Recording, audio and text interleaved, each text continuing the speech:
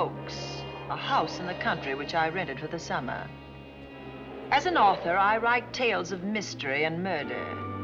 But the things that happened in this house were far more fantastic than any story I've ever had published.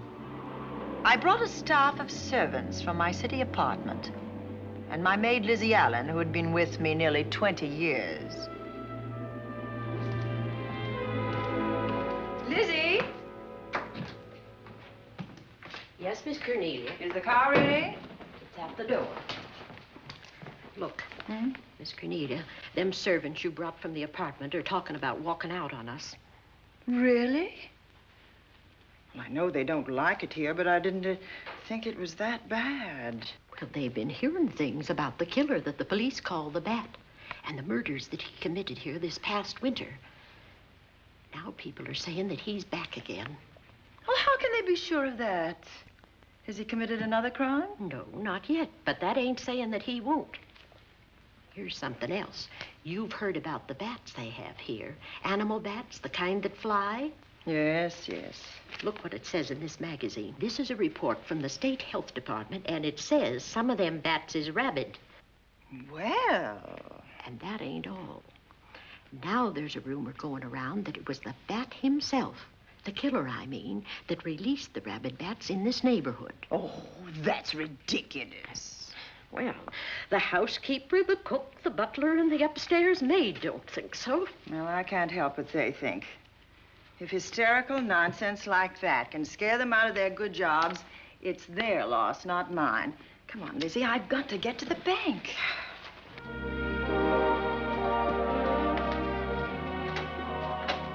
Drive directly to Zenith Bank, Warner. I'm afraid we'll have to hurry. It's near closing time. I'll get you there, Miss Van Gorder.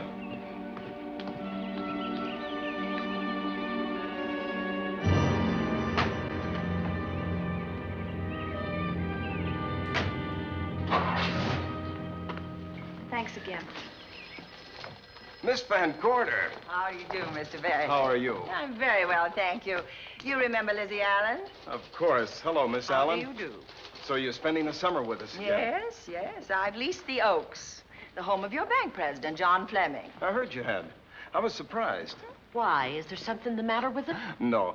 I was surprised because Mr. Fleming said he would never rent it. Oh?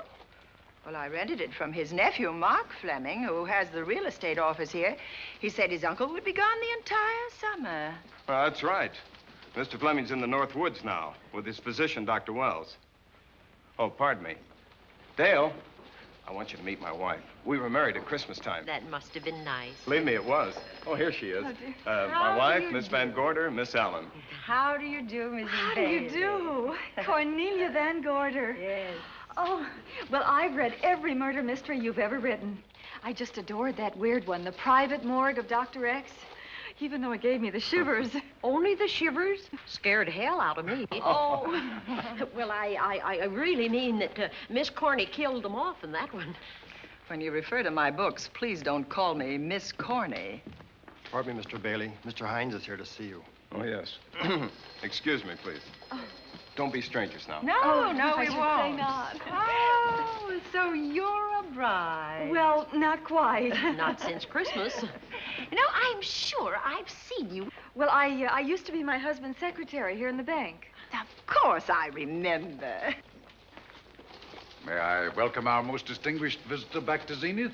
Oh, that's very charming, but, Lieutenant Anderson. Lieutenant Anderson, of course. Chief of Detectives of the Zenith Police Department. This is Miss Allen. Miss Allen? How do you do? Lieutenant Anderson is one of our favorite citizens. He's on the bank's board of directors. Not bad for a policeman. You must have made a good thing of it. Well, I saved my money, if that's what you mean. It's near closing time, and I've got some business in the safe deposit vault. Please come and see me, Mrs. Bailey. Oh, I'd love to. And you, Lieutenant. Thank you. Goodbye. Goodbye. Nice to meet you. My, what a charming woman. She moved into the Oaks just the other day. That house is a proper setting for a writer of mysteries. Oh, it certainly is. Vic, what's the matter? Come in here, both of you.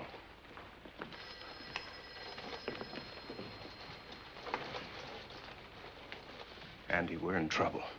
Wendell Hines came in to pick up $350,000 worth of bonds that we were holding as collateral for a loan. They were kept in our special vault. Mr. Fleming and I are the only officers of the bank who have access to that vault. So? The Hines bonds are gone. That's not all. Other negotiable securities are missing. From what I can gather, short of a careful check, the bank has been looted of over $1 million worth of securities.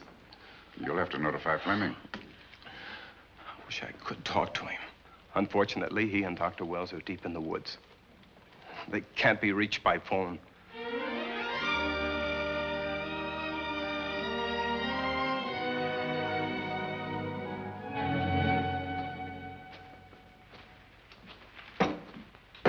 What is it?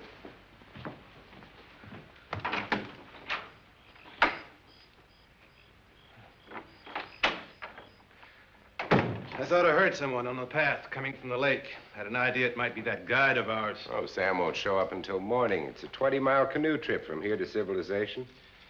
5 will get you 10. Sam has a message for me. I thought you told him at the bank not to bother you. I did, but they'll bother me. Doctor. Yes, John. What would you do for $500,000? Anything short of murder.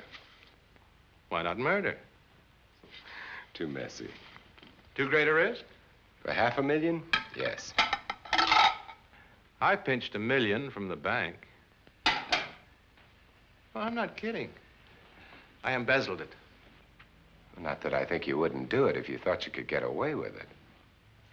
I got away with it. I'm not talking about currency.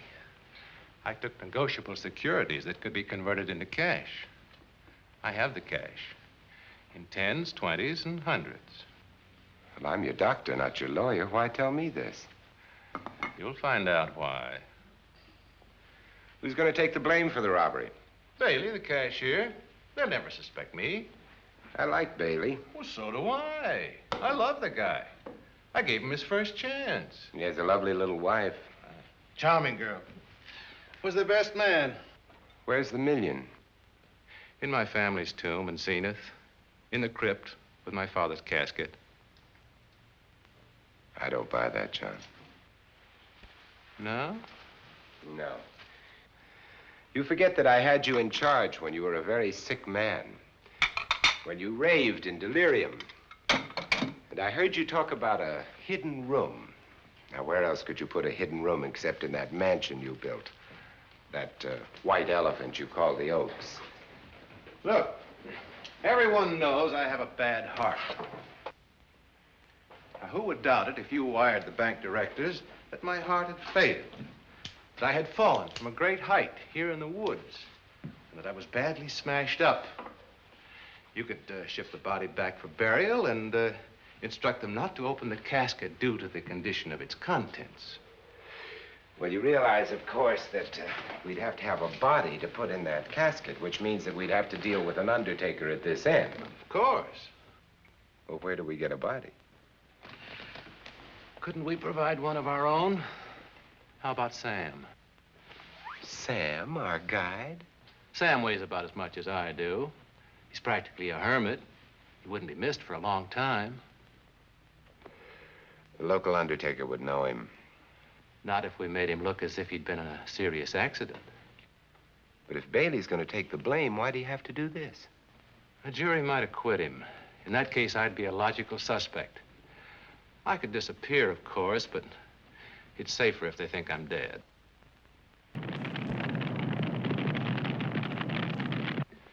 What if I don't go for this deal? In that case, it would be too bad. You mean you'd kill me? What else could I do? Now that I've told you about the $1 million, I'd say you were shot in a hunting accident. Now, look, Doctor, if you can find another body instead of Sam's, it's all right with me. There's $500,000 in it for you. I'll do my best. I smell smoke. So do I. What's that noise? Look, Doctor, the woods are on fire. It's It's coming this way. We've got to get out of here. Out the back way. We will. As soon as I provide that body we were talking about.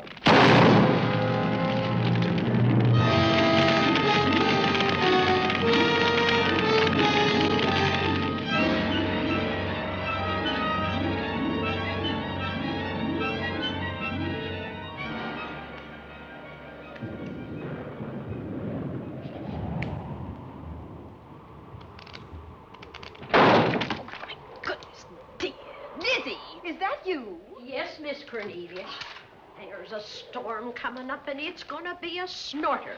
The wind nearly blew the door off its hinges. Well, that noise blew my game higher than a kite. I think I've lost some of the cars. Oh, I'll get them for you. Oh, I see you found the paper. Drat that paper boy, scooting by on his bicycle, just chucked it into a clump of bushes and let it go at that. For land's sake, Mr. Vic Bailey's been arrested. Oh? I think. Victor Bailey, vice president and cashier of the Zenith Bank, was arraigned before United States Commissioner Alvin Fielding, charged with the embezzlement of over $1 million. I can't believe Vic Bailey had anything to do with that robbery. Oh, well, I see our landlord is home again. Landlord? Mr. Fleming. Dr. Malcolm Wells is back in town with the body of John Fleming, president of the Zenith Bank, who was killed in a forest fire. Mr. Fleming will be laid to rest in his family's tomb on Friday. And I hope he stays there. Well, why shouldn't he? Well, this is his house. And ever since he died, some funny things have happened here. For instance? The housekeeper, the cook, and the butler said that they heard strange noises at night. And the upstairs maid swore that she met a man without a face coming up the back stairs. Oh, so that's why they quit and left me to run this place without a staff. They didn't tell you, Miss Corney, but the truth is they was scared to stay. But you're still here, Lizzie. Haven't you seen anything? No. No, and even if I had, I ain't afraid of ghosts. They're afraid of me.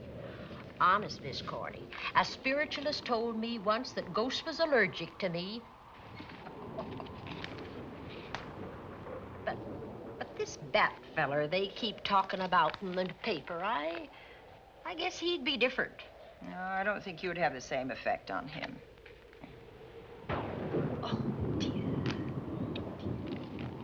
What are they trying to do? Drive people away from this part of the country?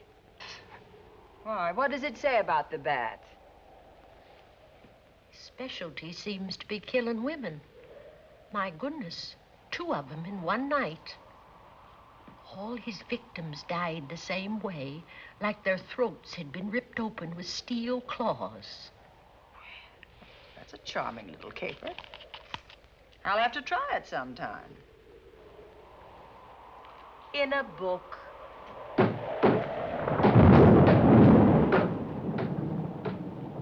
That ain't nothing, just something bumping against the house.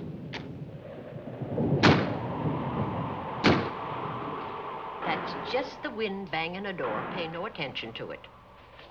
Listen to this. One of his victims, who lived for a moment after she was found, described the Bat as a man without a face. Honest, Miss Corney, I think that woman must have been exaggerating.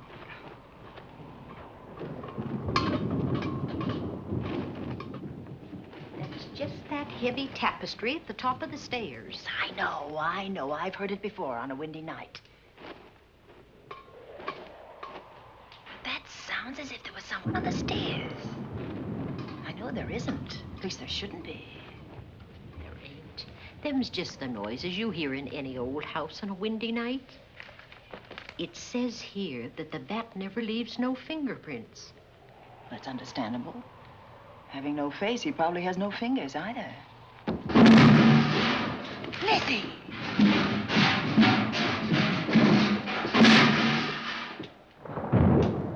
And that, I suppose, is the cat dropping its dentures. No, I don't think so. But I think it's something should be looked into.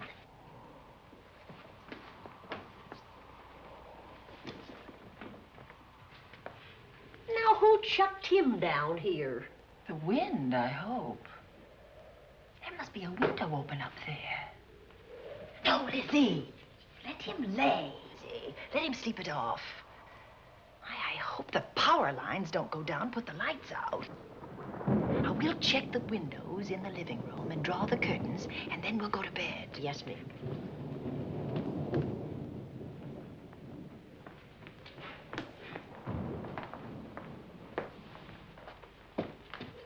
I won't be a minute.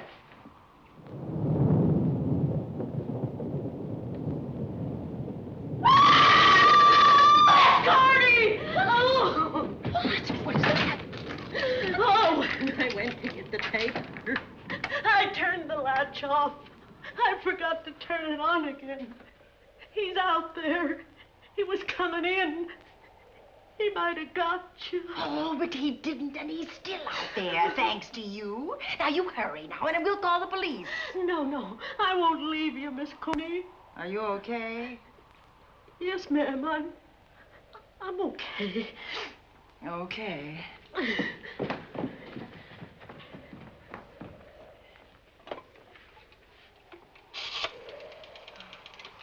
Operator? Give me the police department, please. Zenith Police Department. This is Cornelia Van Gorder. I'm living at the Oaks. We know about that, Miss Van Gorder. Just a moment ago, a man tried to force his way into this house. You're not alone there, are you? What about your servants? Well, I have none except my chauffeur, and he's away. He won't be back until the morning. Now, there's only 2 of us here tonight, and we're going to lock ourselves in my room. Now, if any of your men see anything, will you have them call me? I'll send officers over there right away. Oh, thank you very much. Come on, Lizzie. We're going to sleep in my room.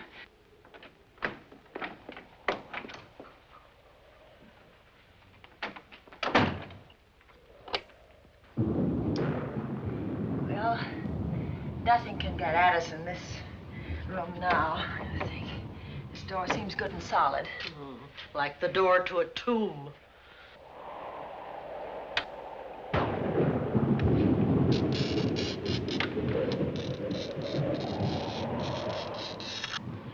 I think that couch will be comfortable. There's some extra bedding, you know. Yes, ma'am. Closet. Let's see now.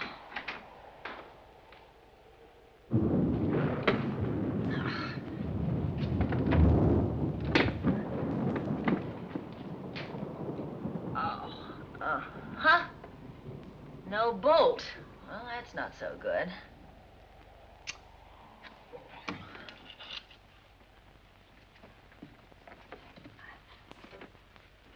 What's that for? That, my good woman, is a booby trap. If anybody tries to open this transom, this will be knocked off, and we'll hear it fall.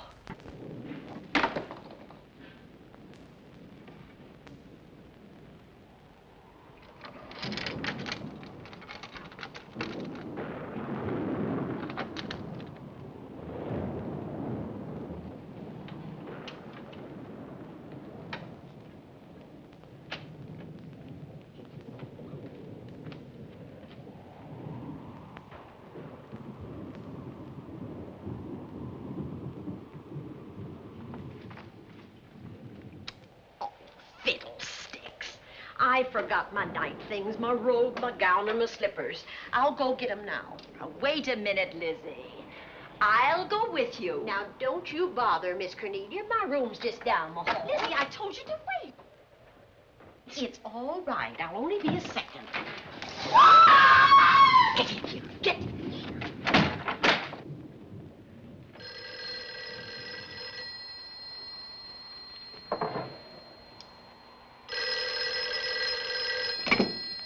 Yes? Miss Van Gorder?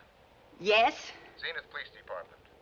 There's a police car just outside your house, and the officers in it have reported that there's no sign of a prowler anywhere on the grounds. Well, the man's inside now. He's in the hall, just outside my bedroom. Have your men break through the kitchen door and search this place from top to bottom. Okay, Miss Van Gorder. Sit tight. I will. I have a gun, and I know how to use it.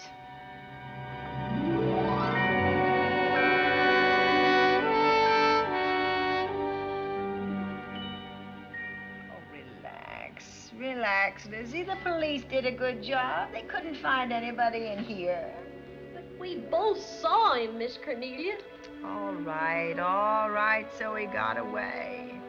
But there are men on guard outside, so just try and get some rest. There's nothing can get at us here.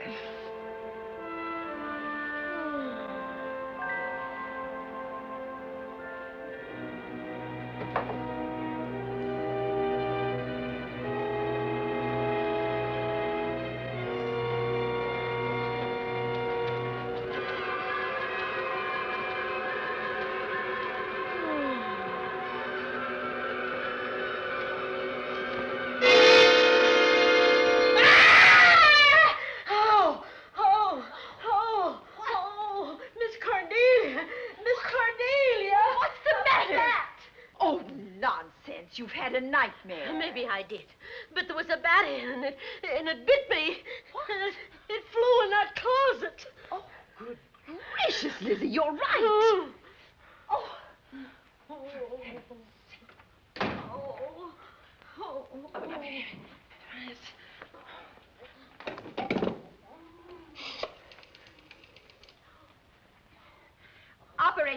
Operator, will you get me Dr. Malcolm Wells' office, please?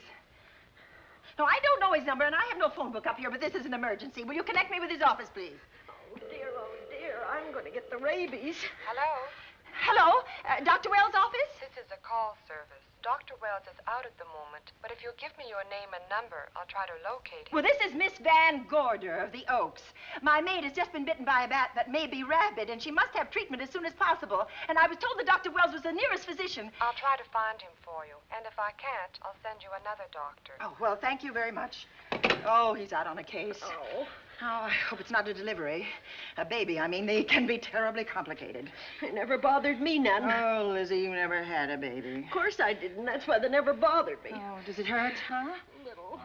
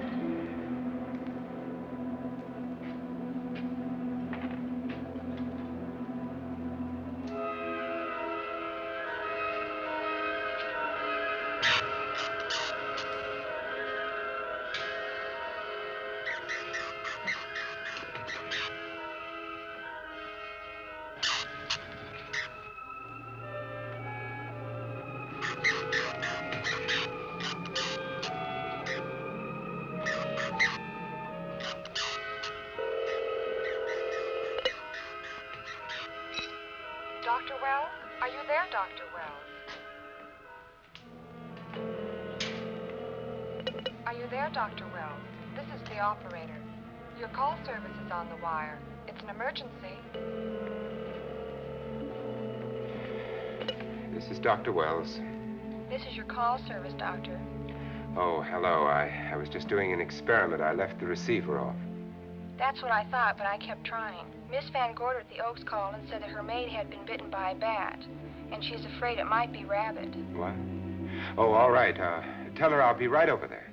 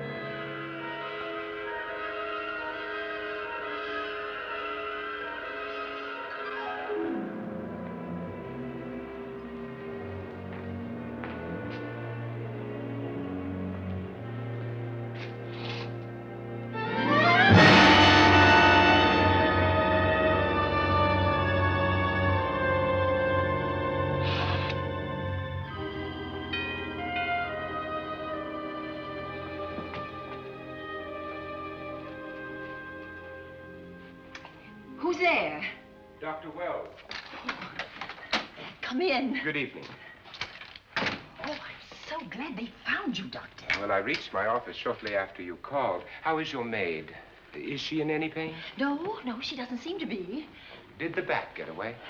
No, I believe it's still in my bedroom. Oh, good. I'll want to examine it. There you go, Miss Allen. Now you'll feel better?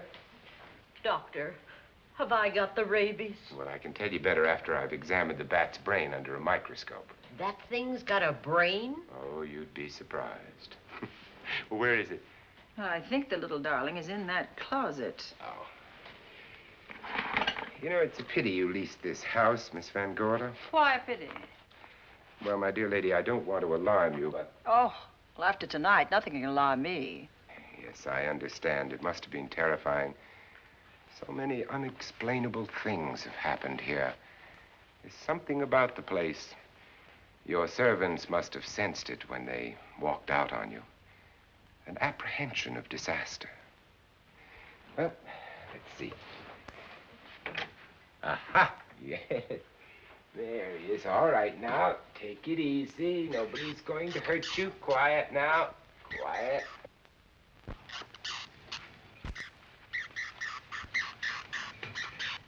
He looks quite normal. Doesn't seem to be sick at all. Oh, ain't that nice? I've been worried about him. Well, you should be. From his appearance, I'd say that he doesn't have any infection. In which case, you've had a narrow escape. Now, you take one of those tablets I left for you, and I'll guarantee you a good night. And I'll drop in on you tomorrow. Oh, thanks for everything, Doctor. Now, don't worry, I can find my way out. Oh, I know you can, but do let me help you. Oh, don't forget that once I'm gone, you'll have to climb those stairs alone. Oh, I'm all right. I'm armed now. Can you, shoot one of those things without shutting your eyes? Oh, Doctor, there are guns in every book I've ever written. I don't write about things I'm unfamiliar with. Lock the door, Lizzie. Good night. Yes, ma'am. Good night, Doctor. Accident? No, the wind blew him down. Oh. I think. Oh. Did you know that young Mark Fleming leased you this house without notifying his uncle? No, I didn't. Well, it doesn't matter now. John Fleming is dead and Mark's his heir. But if John were alive, he would warn you to leave here, Miss Van Gorder. Really? Yes. It's been a tragic place for anyone who ever lived in it. Well, good night. Good night, Doctor. Who's out there?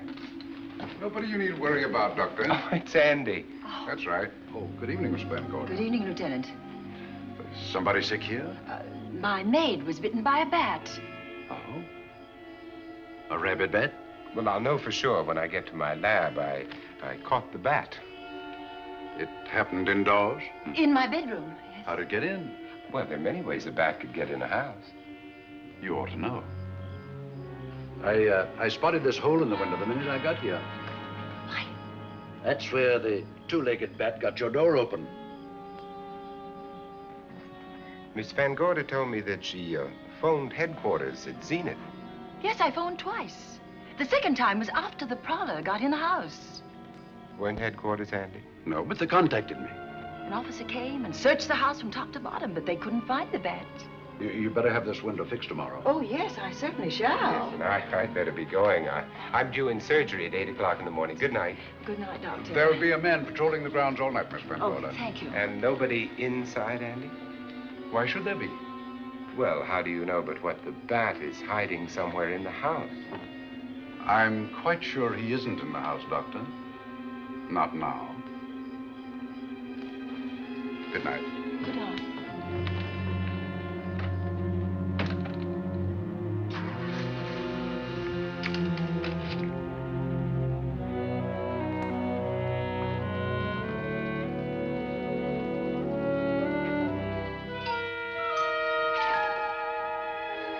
Hi, Andy. Hello, Mark. Well, congratulations. Real estate business must be picking up. New office, new furniture. New deal. How do you like it? It looks expensive. Are you squandering your inheritance? Oh, I haven't got it yet. Well, the paper says John Fleming left his entire fortune to you. Funny thing about that entire fortune is that we can't find it. No kidding. Oh, all Uncle John had in his bank account was a couple of $100. And his safe deposit box was empty. If we don't find that missing million, mine will be empty, too. How come? Well, all my savings were invested in Zenith Bank stock. The examiners won't certify the bank as solvent until those stolen securities are found. So the stockholders have voted an assessment that'll wipe some of us out. It's a since those securities have been converted into cash. And if I can't find that cash, I'm sunk. Well, where are you going to look for it, Andy? Here in Zenith. Your uncle wouldn't take $1 million on a hunting trip, would he? You suspect Uncle John? Why, Andy, he founded the Zenith Bank. That'd be like robbing the family tomb. You think he wouldn't? Well, besides, Vic Bailey's fingerprints are all over the vault. Now, they didn't find any of Uncle John's fingerprints. Because he wiped them off. Can the defense prove that? They'll try to. Judy Hollander, Bailey's secretary, is a defense witness. And they believe her testimony will have a powerful effect on the jury. Oh, well, she has a powerful effect on me. Judy's a doll. Here's the book you mentioned, Judy. Your newest one. Yes, it's just been published. You can have that copy if you wish. Oh, it's a first edition and you've signed it. Yes, of course. Thank you so much. May I serve tea now, Miss Van Gordon? Yes, please do, Warner. Thank you. Well, I see you've engaged new servants. Yes, of course. Well, how did you persuade them to live in this house? Well, Jane Patterson, my new housekeeper, knows this house better than you do, Doctor. Oh? She worked for John Fleming. And Warner was my chauffeur. Chauffeur turned butler? Yes, it's incredible. He can play any part at a moment's notice.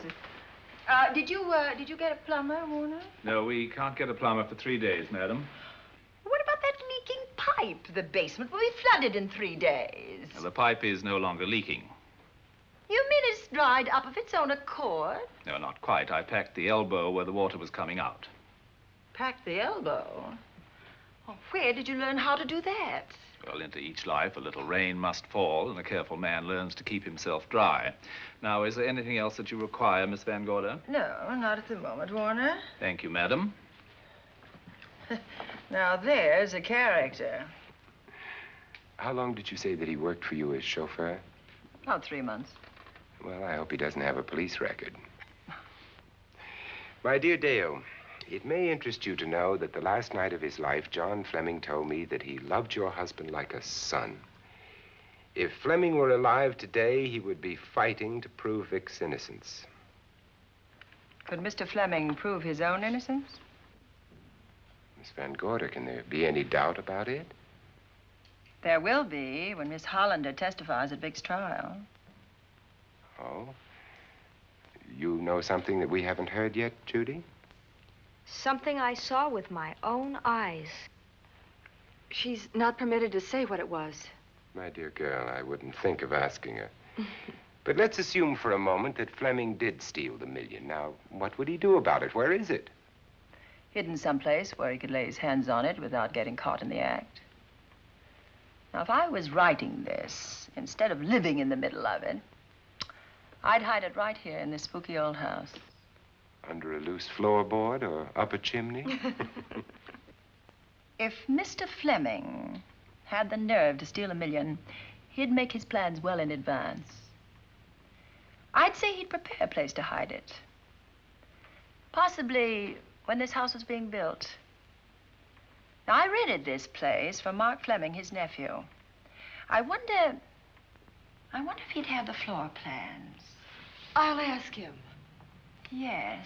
Lizzie, will you bring Mrs. Bailey the phone? Oh, you ask him now. Okay. His number is Summit 7537. Oh, thank you, Lizzie. Summit 7537. Not bad, eh, Andy? That means new business. Now, you see, somebody wants to buy a house. Mark Fleming speaking. Oh, hello, Dale. Well, hang on a minute, honey, while I see if I have him. It's Dale Bailey, all excited. Miss Van Gordon wants to know if I have the floor plans of the Oaks. Now, what would she want with the floor plans?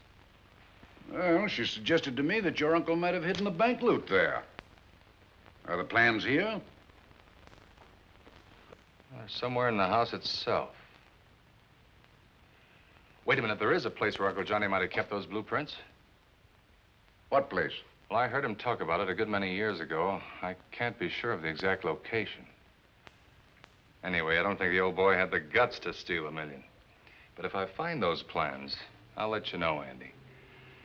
Hello, Dale. Look, honey, I haven't seen those plans since I was a kid, but I'll come over tonight and maybe we can find them. Thank you, Mark. We'll expect you. He seems to think they're here in the house somewhere.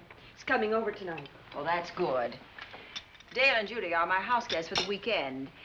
Would you like to have dinner with us tonight? Oh, no, thank you. I couldn't. I still have a few calls to make. You know, if Judy's testimony is going to clear Vic Bailey and implicate John Fleming, others may get the idea that there's buried treasure in this house. Don't even mention your testimony until you're actually on the stand. Oh, I won't. That's a smart girl, Judy, and a very lovely girl. Well, good afternoon, ladies. Goodbye, Doctor. Dr. Wilbur. Come on, girls, let's go.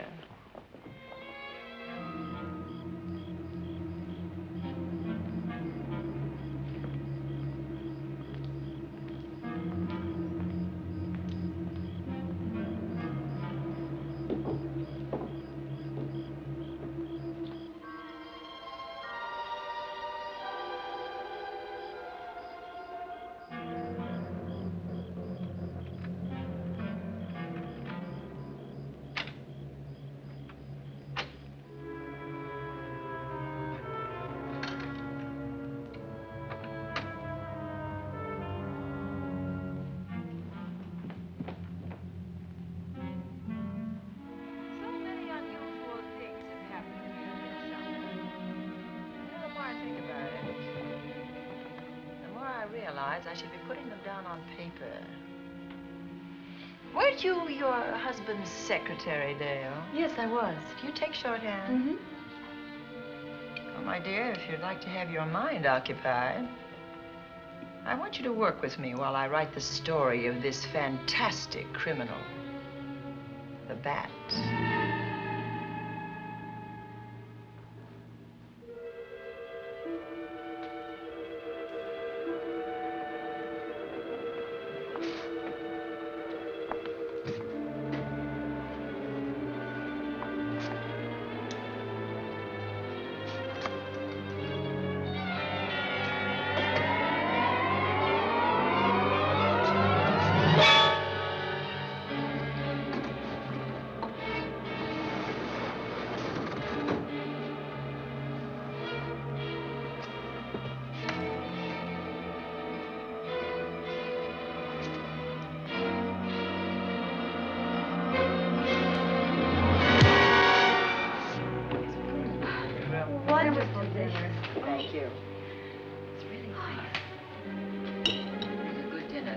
As usual. Wonderful.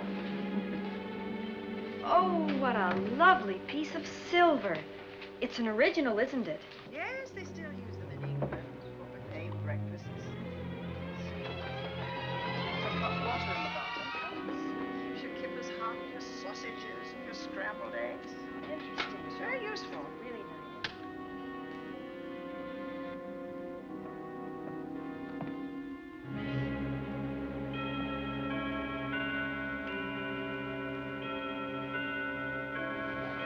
Clock hasn't struck the hour in the last 10 years, if I'm to believe what Mark Fleming told me. Why is it angled away from the wall like that? I don't know. Somebody must have moved it. Lizzie, very likely when she was dusting. Wait a minute. Did you know there's a door in this paneling? No, I didn't. Oh. My gracious, so there is. Maybe it opens to a secret passage. Well, certainly to a secret something. Who knows, girls? We'll be about to stumble on that missing million. Oh, this is... Oh. There's a panel. There must be some gimmick to it. There always is. Yes, it moves. It moves. It moves. Oh.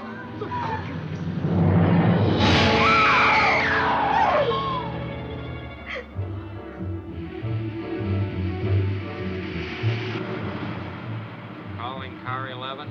Calling car 11. Proceed to the Oaks in Zenith Township immediately. A homicide has been reported. Okay. Proceeding to the Oaks. Notify the county coroner, Dr. Wells. Tell him to come to the Oaks at once.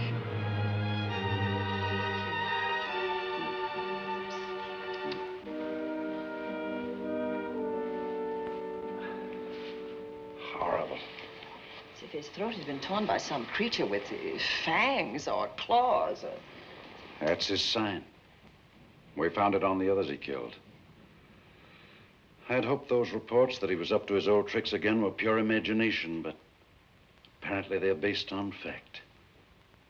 He's come back. Back to the scene of his kills. Yes, that's who I mean. That's who did this. The bat. Who found Mark? We all did. And it's Dale and Judy and I. Lizzie was in the dining room. This is my new housekeeper, Jane Patterson. You know, she worked for John Fleming. I know her. Where were you, Mrs. Patterson? In the kitchen, cleaning up. I cooked the dinner tonight. Did you know that the secret closet was here? No. It was behind the grandfather's clock. Well, it was I who found it, really. Noticed the clock had been moved and the door wasn't quite closed. I'll get it.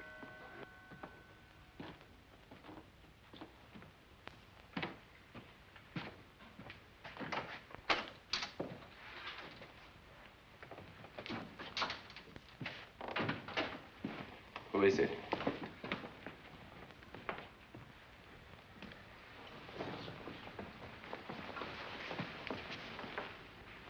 Mark Fleming.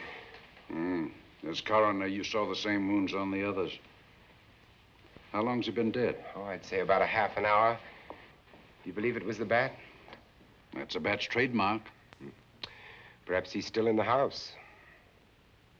That's possible. Why should he be? Because he's looking for something, and like you, he believes it's here. And he's a persistent killer. I would advise you to get out of this house as quickly as possible, notwithstanding our expert police protection. Have you called the morgue? They're on their way here. Oh, good. I want to examine the body before they get here. May we take it into another room? Yes, to the sunroom in the back. Thank you. Give me a hand. Excuse me.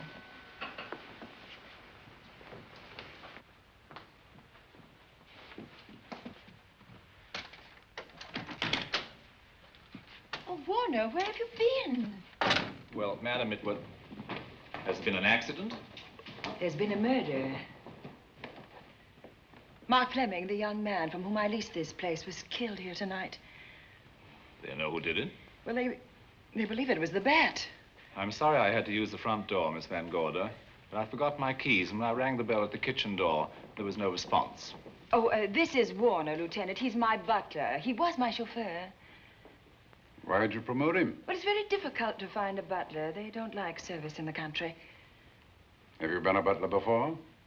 I've served in many capacities, sir, but this was my night off, and I forgot my keys. I heard that part. What time did you leave the house tonight? Oh, about 6:30. I had dinner at Wiley's Roadhouse. Can you prove where you spent the rest of the evening? I can try. Try hard.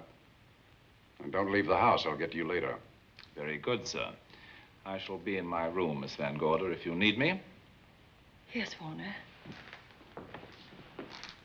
Surely you don't think he's... Warren and I have met before. I can't recall where or when, but I will.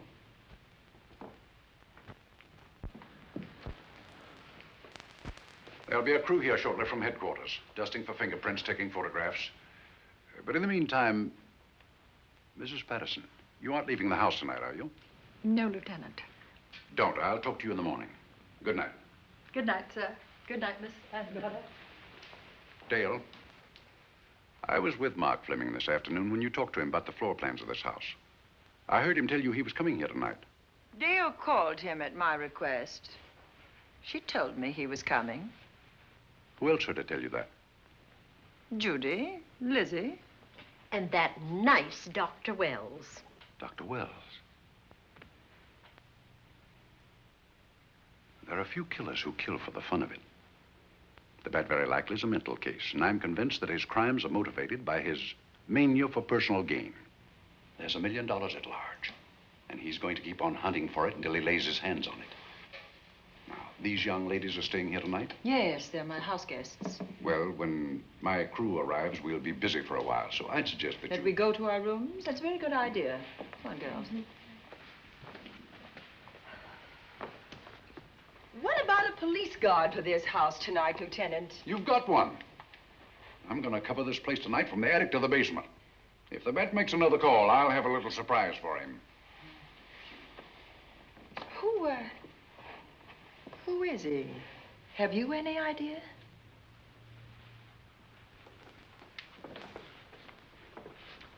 He could be anybody. So far, there are clues to his identity, but nothing we could take before a jury. I'm afraid we must look higher than the criminal world. He may be a merchant, lawyer, doctor, scientist, one of the pillars of his community. Ladies, lock your doors tonight. Stay behind them. I promise you you'll be safe. Good night. Good night, Lieutenant. Good night.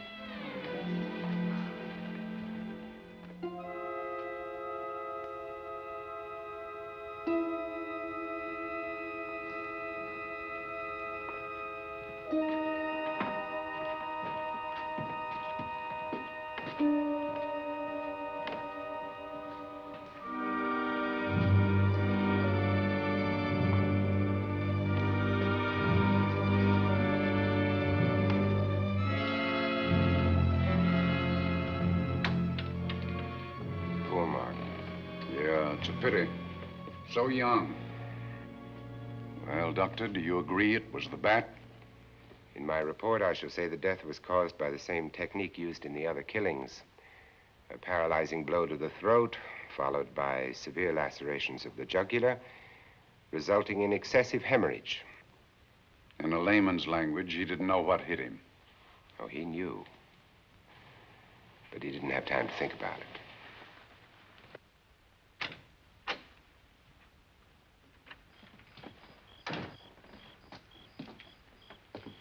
Staying here tonight, Andy? Well, until I check the doors and windows, but I'll be back bright and early in the morning. Neither snow, nor rain, nor heat, nor gloom of night stays these couriers from the swift completion of their appointed rounds. A lot of people are due for a shock when I close this case. Yes, I'm sure they are. Good night, Andy. Don't get hurt. Good night, Doctor.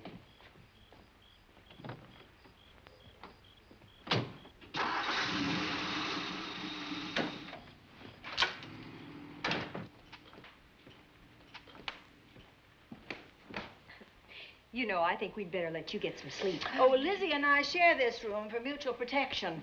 You know, one night, a storm blew the wires down, put the lights out, and I went out the next day and bought a half a dozen of these things. You better take one with you, Dale. Oh, thank you. We'll go across the hall now. Are you sure there's nothing else you need? Oh, no. Quite sure. We'll be all right. Well, if anything bothers you, you just sing out, and 2 strong women will come to your rescue. Oh, nothing will bother us. Not with Andy on the job. No. Well, good night. Good night, Miss Van Gordon. See you in the Don't worry, everything will be all right. We won't. Good night. Good night.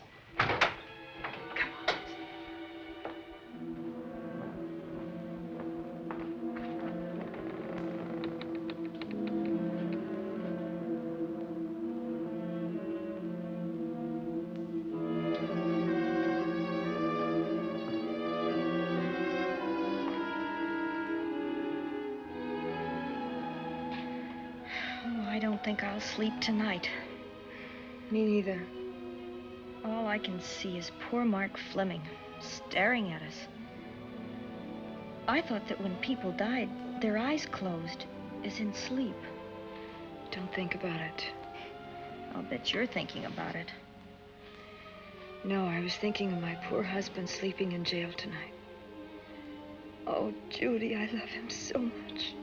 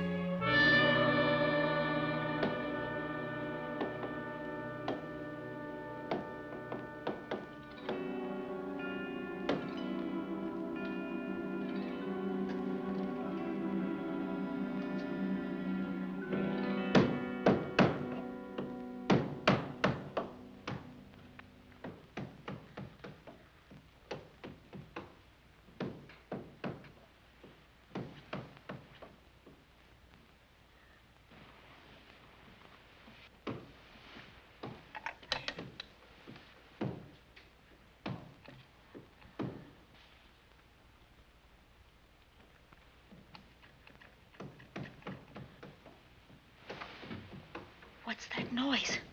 Oh, I don't know. I kind of fell half asleep. For a moment, I thought it was something from a dream. It's somewhere in the house. Yes, on the floor above. Not directly over us. Probably a room overlooking the driveway.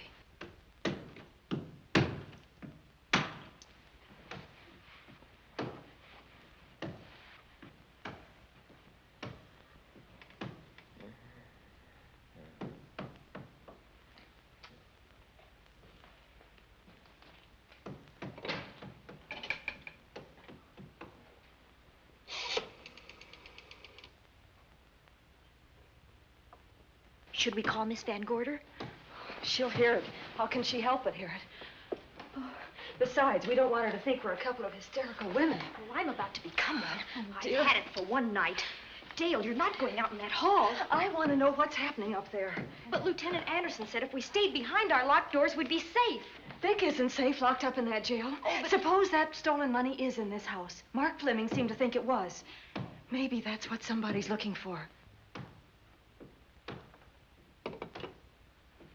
For heaven's sake, don't you hear that awful noise up there? Now, Lizzie, you've just got to stay awake.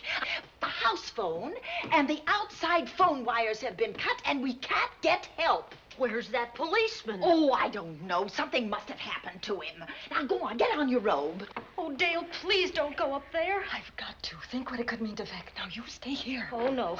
If you go, I go.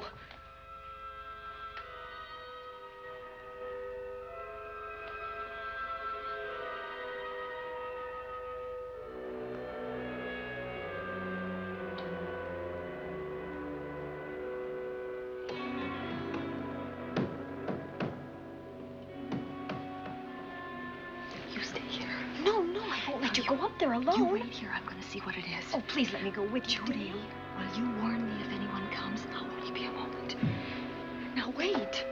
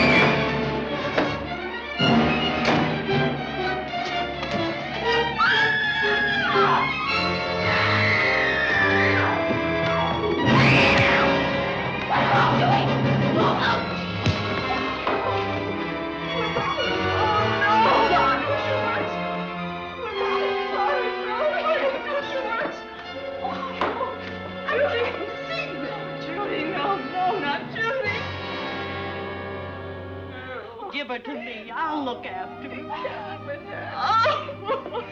Poor baby.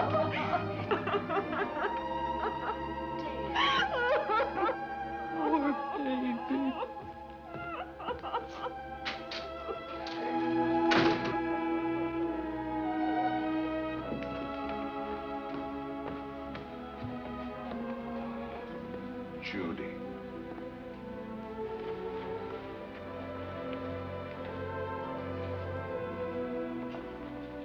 The bat. Yes, the bat. He caught her at the head of the stairs. We saw him rushing down the stairs as we came out of the room. I hurled that after him. I hit him, I believe. I'm going to cover this place from attic to basement, you said. Well, what were you covering when that poor child was murdered? Where were you?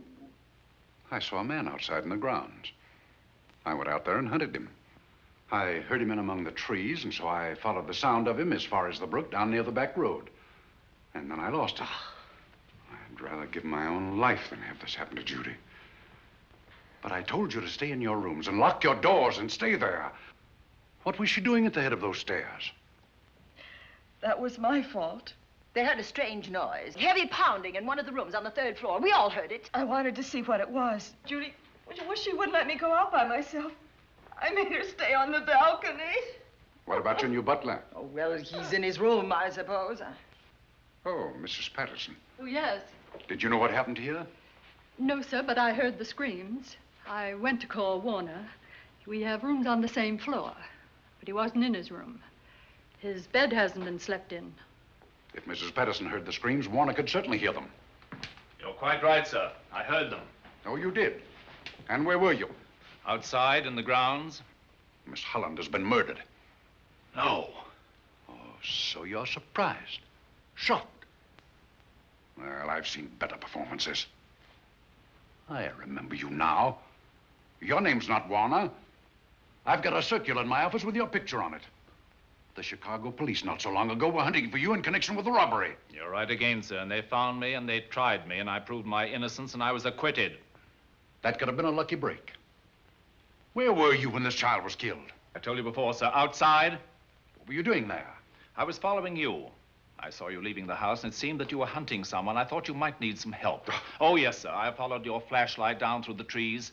Then it disappeared. And then suddenly, as I was staring out into the darkness, I was struck by something on the back of the head.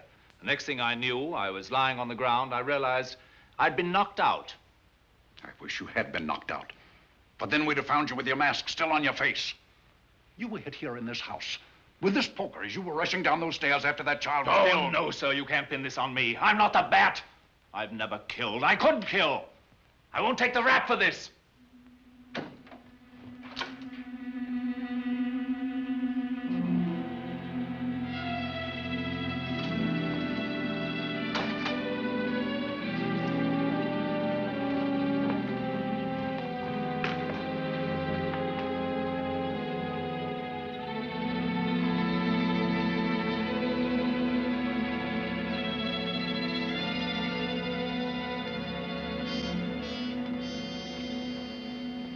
Doctor, we have another case for the county coroner. You see, the bat came back. Why did you come back, Doctor? Well, I had an accident about a mile down the road. The right rear wheel of my car came off and I plunged into the ditch. This was the nearest house, so I came here to call for help. I thought I'd find you around, Andy. Physician, heal thyself. You must have been hit by something on the back of your head. I told you I had an accident. So you did, Doctor. So you did. I could be wrong. But maybe I'm not.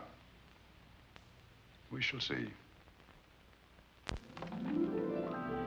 right, dear, let's start a new chapter. For days, the murders held the headlines. Lieutenant Anderson grilled us and ransacked the house from top to bottom. Warner was not placed under arrest, but his every move was watched. At night, except for a detective on guard in the house, the police and the reporters left us alone. And on one of those nights, without telling Lizzie or anyone else, I pursued a secret investigation of my own.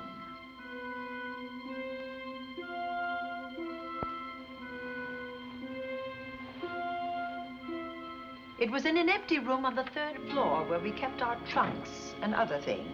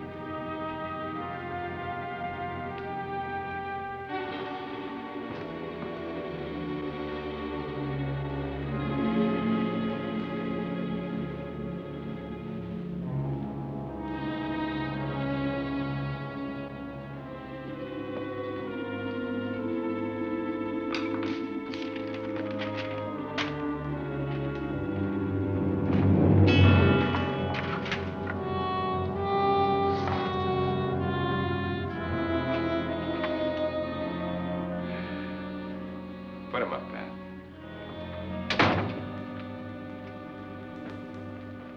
It's a bright idea to kill me in my own lab and let people think that I'm the bat. But you had to kill me first. What was it to be, ambush? And clever as you are, you're not smart enough to do that. Nor were you smart enough to find the money, though you came quite close to it. But I know where it is. And when you're dead with that sign pinned on your chest, I'm going to collect it and live happily ever after.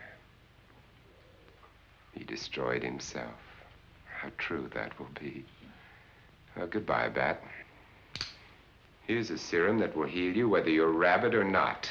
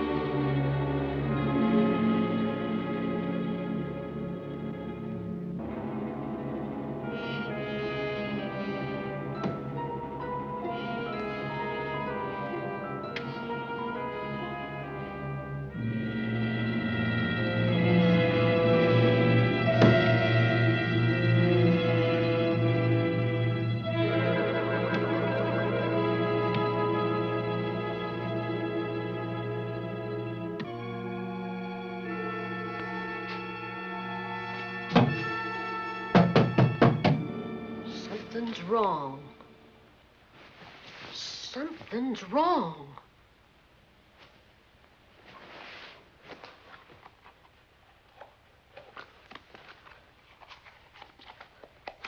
Miss Cornelia.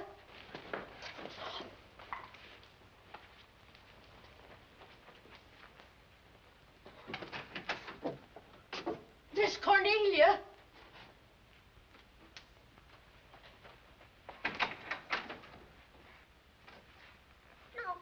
Where would she be going at this time of night?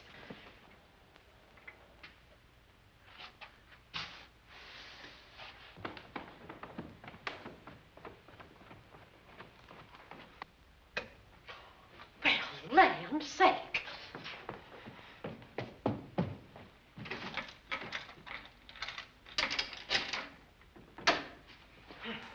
I never. Oh. Mr. Davenport, Mr. Davenport. Oh, a fine thing. The door unbolted, the chain off, and you asleep on the job. Wait till Lieutenant Anderson hears about this. Come on, wake up. What's the matter with you? I don't know. My head hurts. My whole body's numb. Here, take a sip of this. Try to snap out of it. I'll be back in a minute.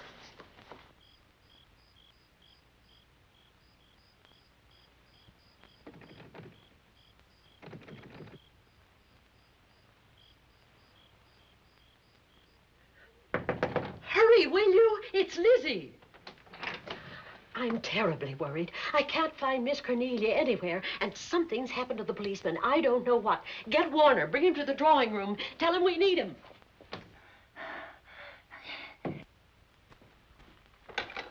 Are you all right now? Yeah, I'll be all right in a minute. I remember now. I took a drink of wine from that decanter there. Miss Van Gordon told me to help myself. She wouldn't put nothing in it? Well, somebody did. Somebody who knew I was on duty here. Then it was somebody that got Miss Van Gordon. I can't find her anywhere. Upstairs, downstairs, or in the basement. I told the housekeeper to get Warner. Lieutenant Anderson will want to know about this. Hello. Yeah, this is Davenport at the Oaks. We've got trouble here.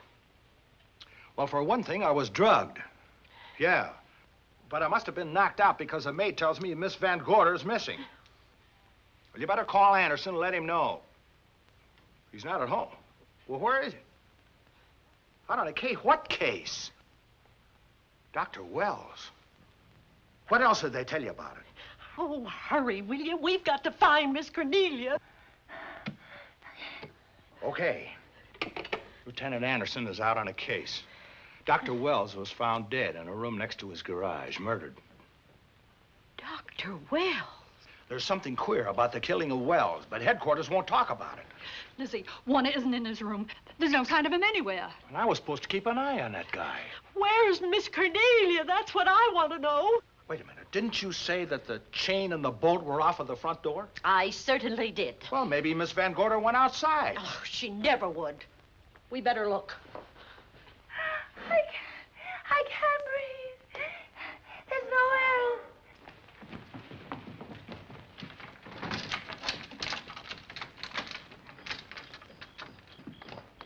Miss Cornelia. Oh, Miss Van Miss Gordon. Cornelia. Miss Cornelia. Miss Van Gordon. Look. There's a light in that room on the 3rd floor. Were you up there tonight? Well, of course I was, but I turned the lights out before I came downstairs. Then Miss Cornelia might have turned them on again. That's where we're going to look first. Come on.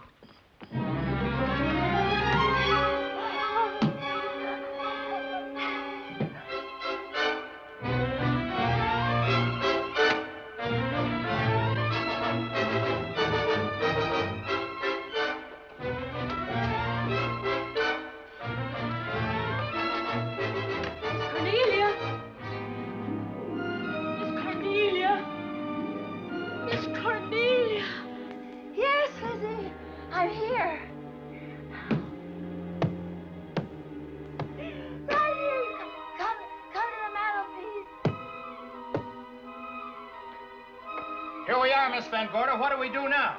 Over the mantel, there are 5 panels. Strike it with your hand.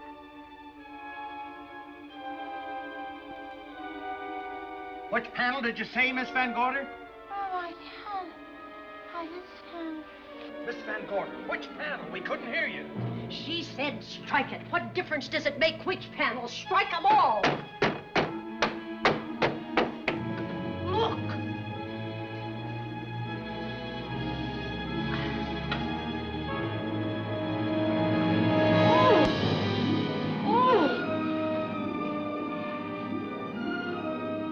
Oh, it's all right now. It's all right, dear. Lizzie's here.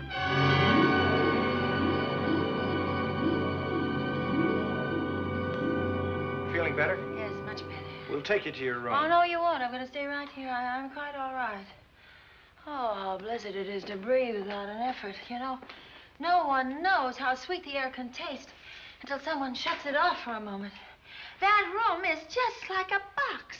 When the mantelpiece closed, it seemed like all the air was drawn out of it. Look, there it goes again. Let it close. I can open it from in here. There's a control panel behind this blueprint. Electric motor under the trap door here. Once the door is open, you can keep it that way. I believe that the fireplace in this other room opens the same way. And it does. I tried to find this, but I couldn't find it. Yeah, it's back at this blueprint here. Well, it's quite a setup. Too bad we can't open that safe in the same way. Take an expert to crack this box or a shot of nitro. Oh, maybe Maybe that's what the bat had in mind. Could be. Seems he's on the prowl tonight. Miss Van Gorder, Warner has disappeared. And Dr. Wells has been murdered. Dr. Wells? Lieutenant Anderson's on that case right now. Well, does he know what happened here tonight? They got word to him. He'll be here any minute.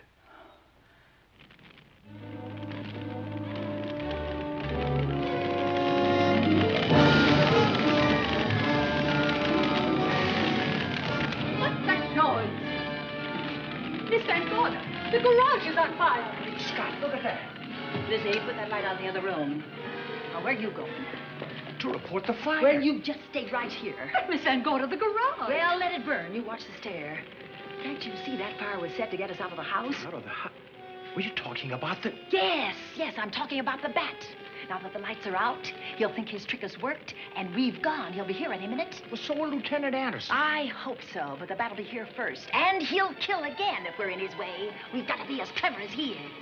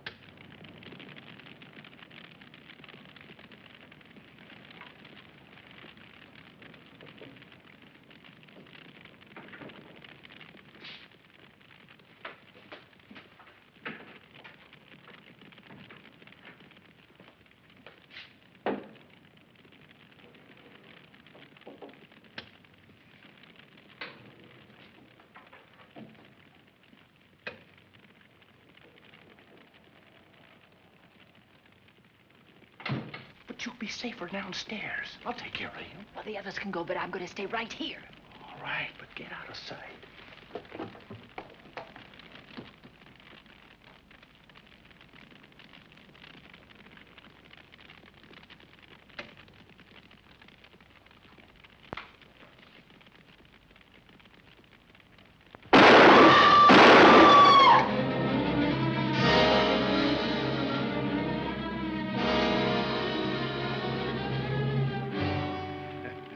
Let's face it, ladies, and get it over with.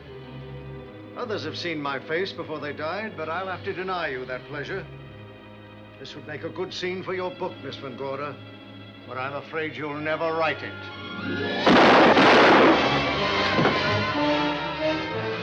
That is Warner. I could tell. You misjudged me, Miss Ellen. Warner! I don't like being a murder suspect, Miss Van Gorder. I was headed for a plane, but halfway to the airport, I changed my mind and came back. I'm glad that I did.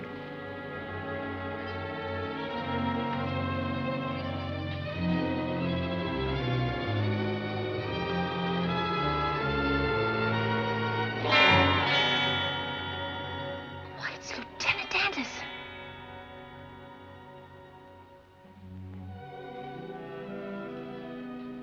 Yes, it was Anderson. He'd discovered the secret of the hidden room and was waiting to get into it and open up the safe.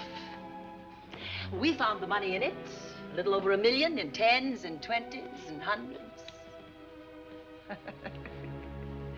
Good old Andy. With all his ill-gotten gains invested in bank stock. It's rather a clever way to hide stolen money. In the open, as it were, and so respectable. But don't try it.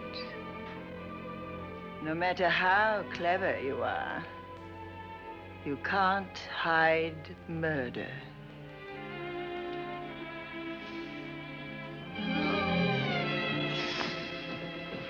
Well, that's it, Dale. That's the end.